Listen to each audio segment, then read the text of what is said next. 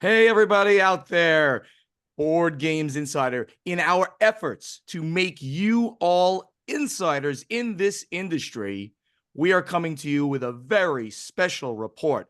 I'm Stephen Bonacore, the Podfather of Gaming, And I'm Corey Thompson from Above Board TV.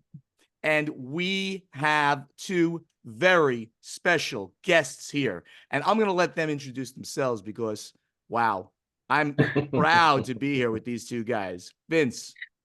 Hi, my name is Vincent. I'm the CEO and founder of Lucky Duck Games. Lucky Duck Games.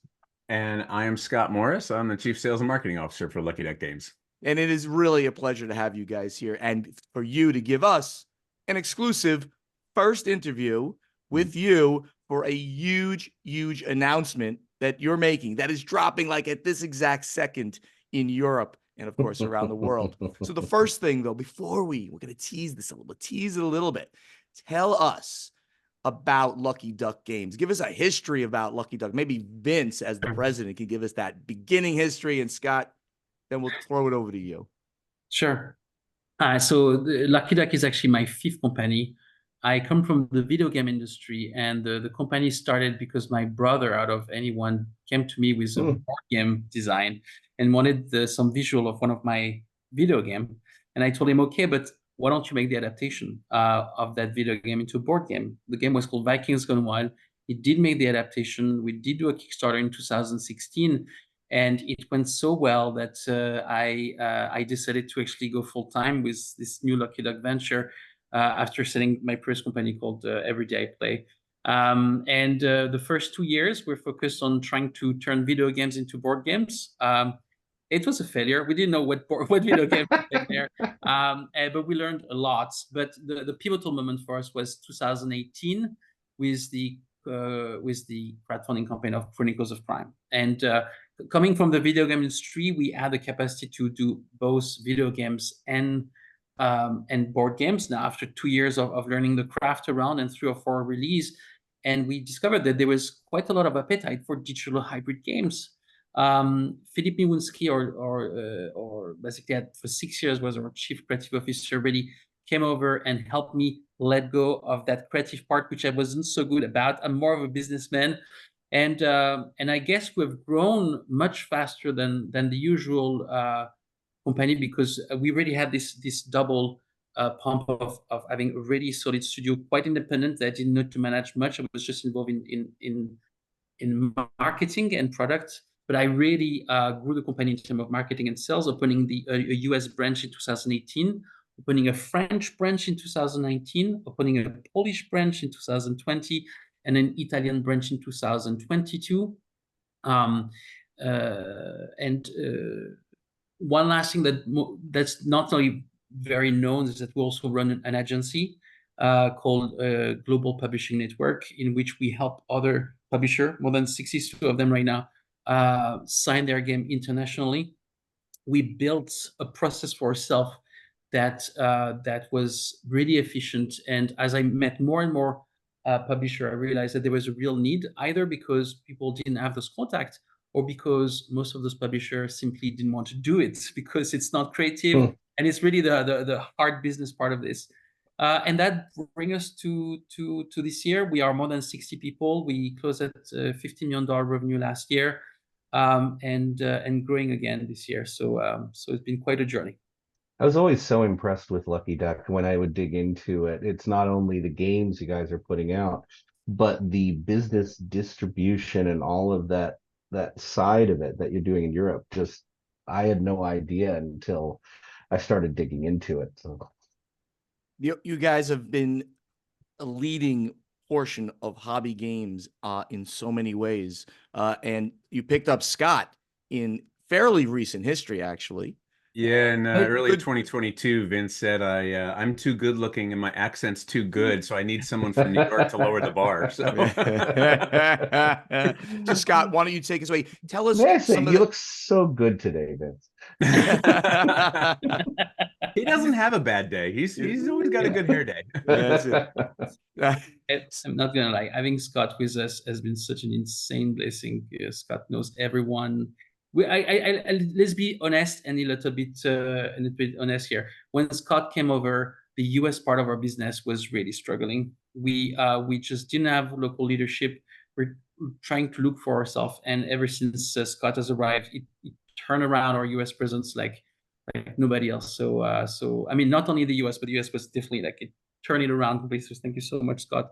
And on top Too of being an kind. amazing friend. So So, Yeah, it's been an tell adventure. us about your history, Scott. So I've been in the industry for over a decade. I've done publishing and distribution. Pretty much apart from living in China and being a manufacturer, I've done everything. And my wife really does not want to move to China, so I don't see that happening anytime soon. There you go. I was working at one of the largest distributors, managing the board game business for them for a while. And Vince and I had known each other through that and got to develop a friendship and a relationship. And in early 2022, he came to me and had a conversation of, hey, how happy are you? And I was like, oh, you want to have that conversation? So we spent a long time talking. We spent close to, I think, almost like 6-7 months talking through, what it means. And the thing that really kind of like turned my mindset, because I was very happy, very happy doing what I was doing. I love the people I worked with. I love the job I had.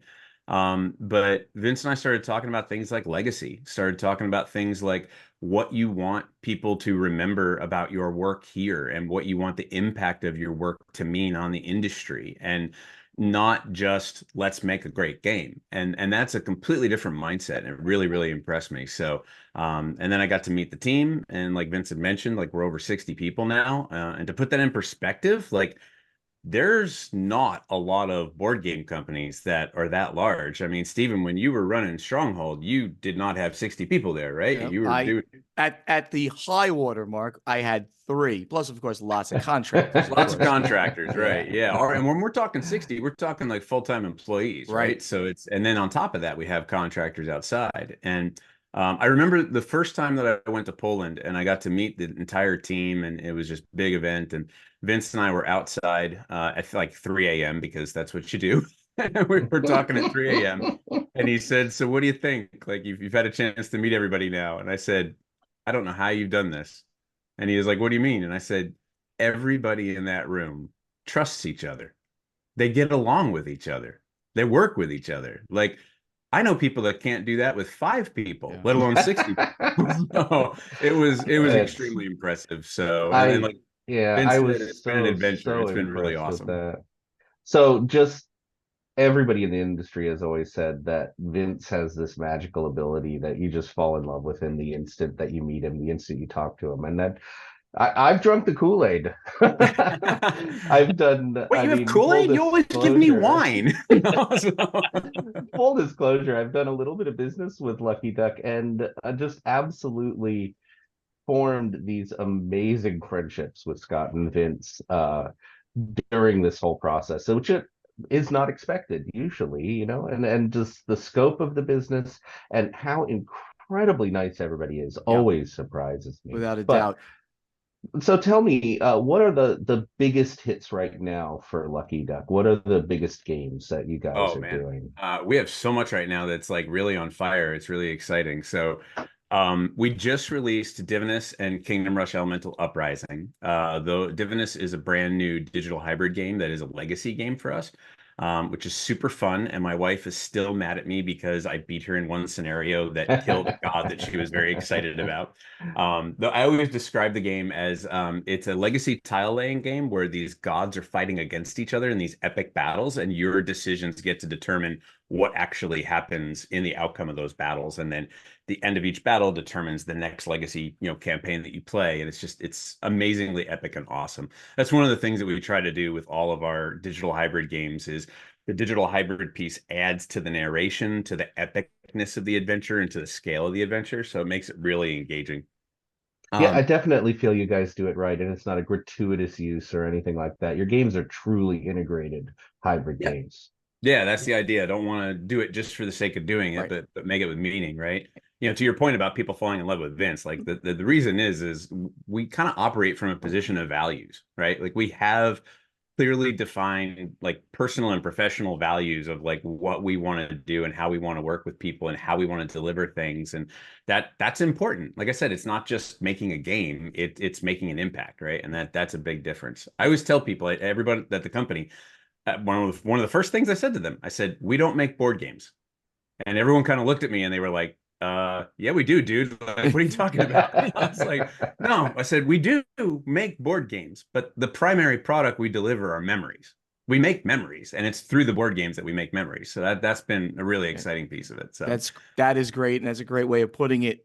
Before we get to the news, just give our listeners what are the most known games that Lucky Duck has put out. I mean, obviously, give people Chronicles of perspective. Crime that we talked about. That's the most number one thing. Flamecraft has been extremely hot, pardon the pun, over the last 2 years. And then recently we just released Paper App Dungeons, Divinus, Kingdom Rush Elemental Uprising, quite a bit. We have quite a bit going on. All right. Actually, interestingly, I mean, I know we have more like an American audience here, but we are actually interestingly, our biggest catalog is not necessarily in the US, but in France or in Poland. In France, we are the publisher of Dice Throne, of Too Many Bones, of Dune Imperium, of Cascadia. Like we have gathered the trust of so many extremely successful American publishers to bring their title locally. So asking what's our most known title also is beyond just the US. That was the side very, that just very proud blew to be me the away. partner of these incredibly talented and successful studios there.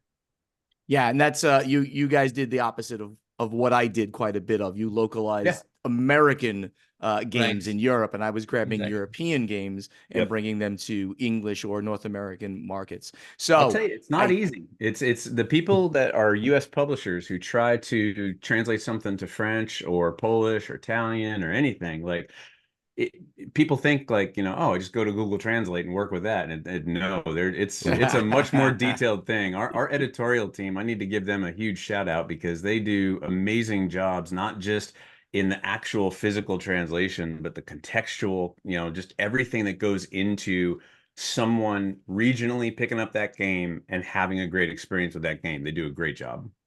Fantastic. So we've been talking for a bit here. We haven't given the news that people want to hear and talk about. So let's get over. What big announcement are you making here for the Board Games Insider audience? Scott, you want to go for it? Sure. So I'm retiring. It's been nice knowing you. There you go.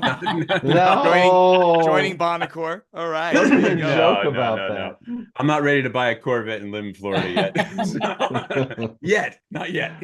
So, no. So we're very happy to announce. So, Lucky Duck Games has officially been acquired by Goliath. Which some people may know, some people may not know initially by name. Goliath is a world-leading toy company. They are a leader in kids and family games primarily. Some of the games that they're known for, Triominoes, Rummikub, Sequence. If you go to Target in the United States, you've probably seen a game called Pop the Pig. It's one of their biggest selling kids games. And that is also by Goliath as well. They are tremendous company. I cannot tell you how excited Vince and I are about this and how happy we are about this. Because transparently, this was not necessarily the path we were on.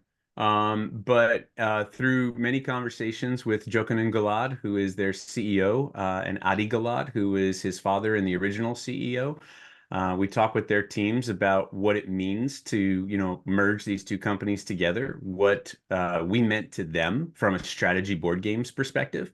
And it was the right fit. And that's the easiest word that I can use for this is that I've been through a lot of personal acquisitions in my past in other companies. I worked for a tech company that went through 13 different acquisitions of software and hardware companies. And there's generally two types of acquisitions. There's one where you're acquiring someone for their IP, which is generally a tougher one because it usually means loss of people, and it usually means that they're just buying the actual, intellectual property of either a piece of software or an item or something like that. And then there's an acquisition of people and of knowledge and capabilities, and that's what this really is. When you look at Goliath as a company, they have their Goliath Games, which are the games that they're known for from a family and kids perspective. They have a party games division, and then they have a company called Pressman that they recently bought a couple of years ago that most people know make a lot of checkers, chess, backgammon, dominoes, traditional type games that people are familiar with. But they haven't been able to break into strategy games. And they have tried a couple of different avenues and a couple of different ways. And as you guys know, you're experts in the industry, it's not the same thing. It's not easy. The strategy Yep. board games market, the hobby retail market is very, very different. That's So actually what my main question was while you were talking about that, is with this acquisition, is Lucky Duck becoming more family games for Goliath, or is Goliath venturing more into strategy for Lucky Duck?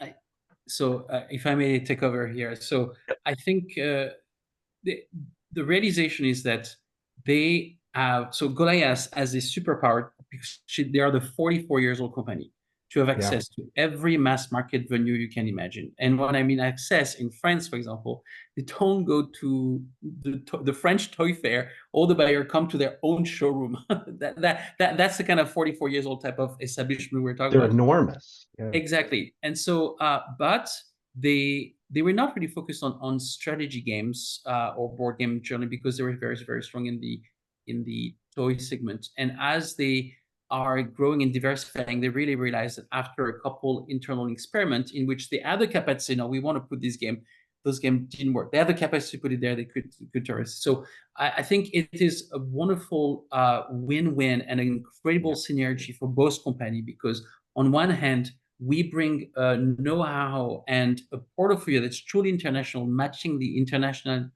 position of Goliath with titles that are ready to go to mass market, in which we were not, because we really were focused on a hobby market in the early stage of our growth, but built an incredible portfolio in all those countries, suddenly capable to move to the next stage. And so for us, it's a huge win to be able to bring the catalog we've built to those venues. For them, it is finally having a team to whom they can really trust into experimenting. And the idea is also a realization that not everything is meant to go to mass market. You really need, any company who wants to take strategy game to target or stuff like this needs an incubation period. You can't just take a thing straight off the press and take it there, even if you can, because you don't know what will be the reception. And the risk and challenges are too high, right? Those games once sold by Target will be very happy to resell it back to you. And so, Exactly. so there is really a great synergy here. Other synergies is the fact that in my previous life I was running two video game company, in fact, and we will most likely build a Goliath Digital as part of this. Wonderful. Of this and there is also incredible synergy around our global publishing network. They sell game in more than 60 plus countries. We reach 27 today. And again, we have a very complementary catalog. So they have buyers we don't have access to, and we have games that they don't have to. And so there's basically across the entire business, when you look at each segment, we're so deeply there's not, like, we are completely complementary in terms of people, in terms of products, and wonderful. And that's exactly what I wanted to make sure. That's the point to drive home here. What you've got going here is that you've got a hobby game company and a mass company bringing together. There's virtually no overlap in the companies, certainly in the product lines, in what they deliver. So you're going to be able to now go in a horizontal direction, right? We call this horizontal versus vertical. When you go up the chain of the different portions, horizontal merger, so that you're going to span across all of the different parts of the toy and game industry. And that's just going to give you a tremendous reach. So congratulations on being in that position now. And that's the hugest talk right now that everybody's talking about when we get, a bunch of publishers, a bunch of designers together, is this overlap that's happening right now. That mass market companies want to break into hobby, and hobby companies want to sell their games in mass market. So this is the perfect blending. Yeah, and in this case, you've got, like Vince said, an established company with mass market roots and an established company with hobby roots coming together. So we really kind of round out their entire portfolio, and it allows us, to your point earlier, Stephen, about kind of focus and direction. Our focus moving forward is really going to be around strategy board games, which is what our bread and butter is, right? That's really what I wanted to ask is the output from Lucky Duck as a consumer, are we going to be seeing a different Lucky Duck from now on, or can we still expect some strategy, some family, an emphasis on So digital hybrid, the things we know Lucky Duck for? yeah, there's not a hard change.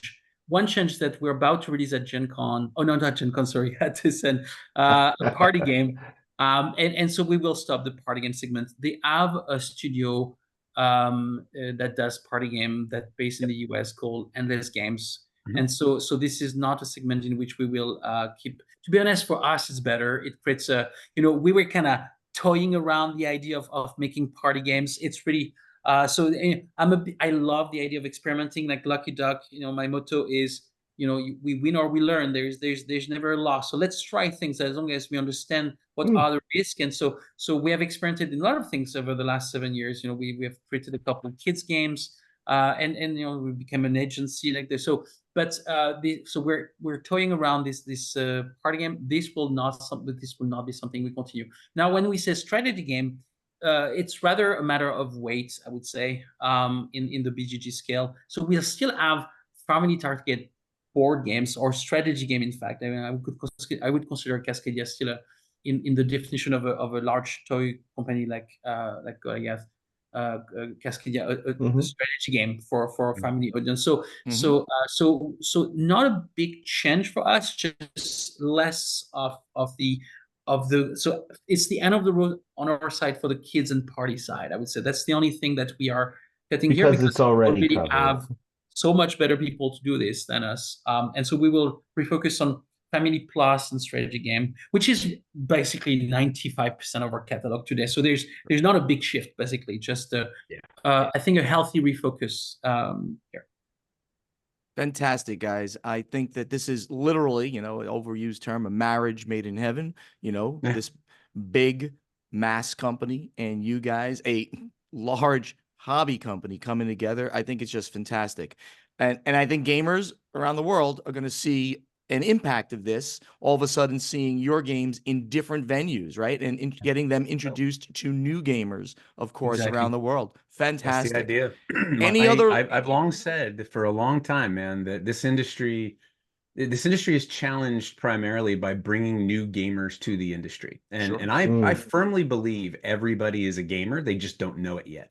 I think even True. the people who tell me like, I don't play games, I only do business. I'm like, sure, but business involves negotiations and trades and resources. And those are all the things that happen in board gaming. And right? we got those games right over here. Right. Yeah. Let me introduce you to cargo or something like that. Right. So I think that for us, you hit the nail on the head. It offers us an opportunity to more broadly spread our wings and share our games with audiences that haven't seen them before, but do it in a way that we're established well enough in the hobby sector that when, someone comes to your house and says, hey, I got this brand new game I just found, it's Flamecraft or Chronicles of Crime. They're like, oh yeah, I know that company. I play that. I have like 7 of their games here on my wall. Right. And things like that. So I think that is going to be a huge, huge step forward for us.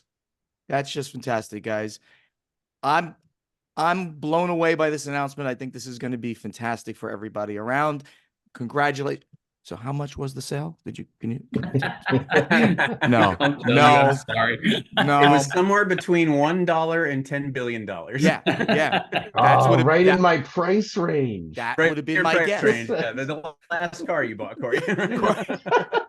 Corey could have bought you guys for, $1 billion. Of course, we know that. I would not No. allow that. No, obviously we can't talk about No, that. of course. No, I knew the answer no. to that as I asked it. Yeah, Trust me. sure.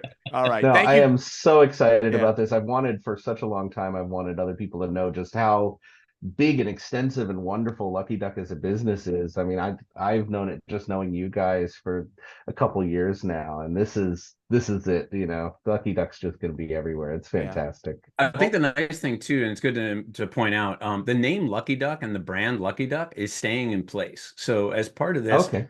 we are the strategy brand of Goliath's portfolio. So like Vince mentioned, they have a brand called Endless Games that does their party games and their adult games.